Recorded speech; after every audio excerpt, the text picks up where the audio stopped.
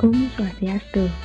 Halo, jumpa lagi dengan saya, Nimade Yuli Antari, NIM 12130111024. Pada video presentasi yang kedua ini, saya akan membahas mengenai teladan wirausahawan sukses berkat prinsip kemitraan. Nah, seperti biasanya, saya akan membahas dua wirausahawan sukses berkat prinsip kemitraan, yaitu yang pertama, Ninyoman Suwastini, dan yang kedua adalah wirausahawan yang bernama Bekti Nugroho.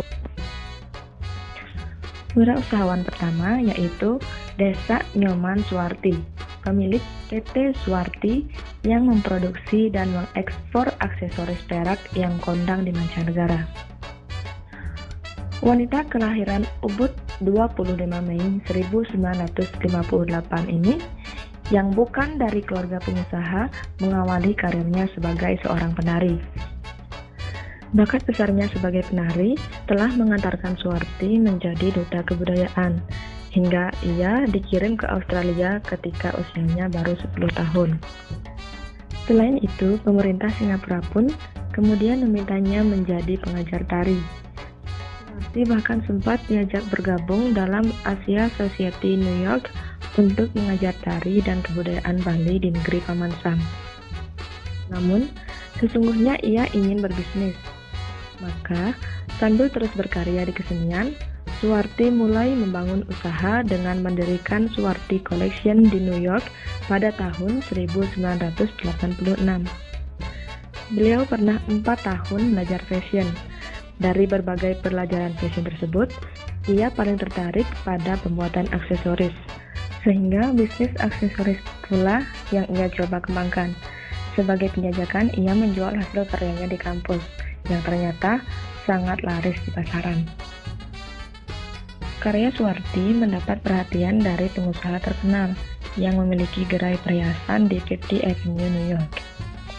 Lelaki bernama Henry Bondol ini kemudian menawarkan Suwarti menjadi model di toko top yang menjual perhiasan karya desainer terkenal dari seluruh dunia itu. Tak cukup itu, Suwarti kemudian diberi etalase untuk memajang karya-karyanya. Inilah yang menjadi tonggak awal kemasyhurannya sebagai desainer perhiasan perak yang mendunia. Setelah sukses mengibarkan nama, ia memilih pulang ke tanah kelahiran, Bali, tahun 1990. Dengan mantap, ia mendirikan PT Suwarti dengan modal yang tidak sedikit, yaitu 5 miliar rupiah. Hal ini dikarenakan ia mendatangkan mesin-mesin untuk produksi perak agar kapasitasnya cukup bila terjadi lonjakan permintaan. Dari sisi pemasaran, Suwarti sejak awal memang fokus membidik pasar ekspor. Hampir 90% hasil karyanya diekspor ke Amerika, Australia, Eropa, dan negara-negara di pantai barat Amerika, selain ke negara-negara Asia. Caranya, ia melakukan kerja sama pemasaran dengan teman bisnisnya dan mendirikan kantor cabang di beberapa negara tersebut. Dengan prinsip partnership tersebut, bisnis yang ia geluti dapat dijalankan dengan lancar, baik di dalam negeri maupun luar negeri. Dengan jalan ini pula, pemasaran produk-produknya dapat dipasarkan di berbagai tempat di negara-negara lain. Selain melakukan kerjasama pemasaran, ia juga menjadi anggota World Trade Center guna menjalankan pemasaran. Mempekerjakan tak kurang dari 100 pengrajin, perusahaannya kini mampu membukukan omset 4-15 miliar per triwulan.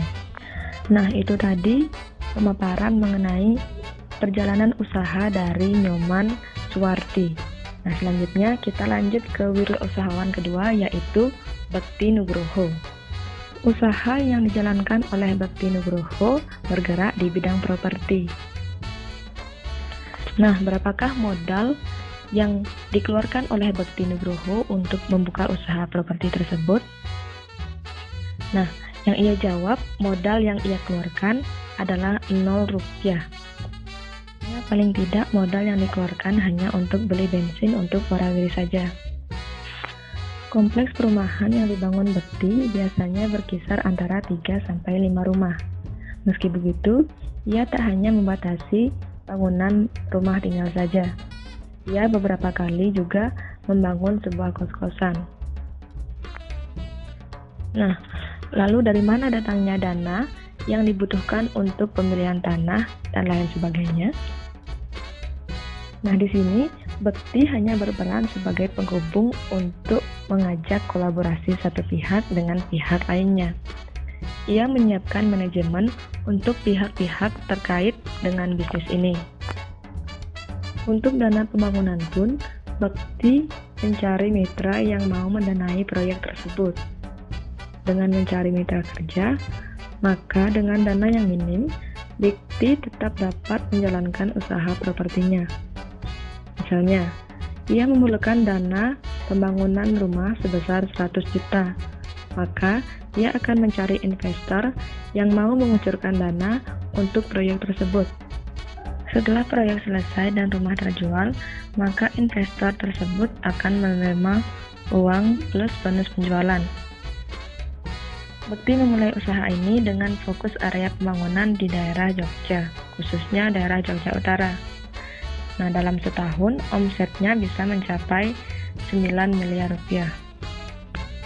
Nah, sekian tadi presentasi dari saya mengenai teladan wirausahawan sukses berkat prinsip kemitraan.